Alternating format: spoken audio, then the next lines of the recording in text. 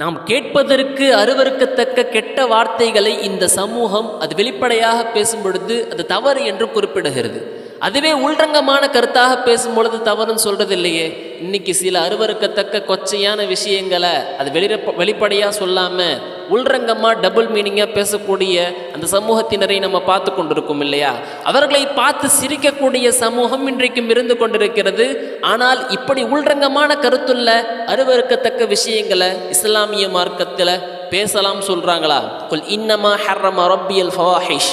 அல்லாஹு தஆலா சொல்கிற நபியை நீங்கள் சொல்லுங்க, உங்களுடைய ரப்பு அந்த ஃபவாஹிஷ் அருவருக்கத்தக்க அந்த விஷயங்களை ஹராமாக்கி இருக்கான், தடுத்துள்ளான். அதில் இருக்கக்கூடிய மா வஹர மின்ஹா வமா பத்தன், வெளிரங்கமாக இருக்கக்கூடிய அருவருக்கத்தக்க விஷயமாக இருந்தாலும் சரி, இல்லை உள்கருத்துள்ள அந்த கொச்சையான வார்த்தைகளாக இருந்தாலும் சரி, அதுவும் ஹராமாக்கப்பட்டிருக்கிறது.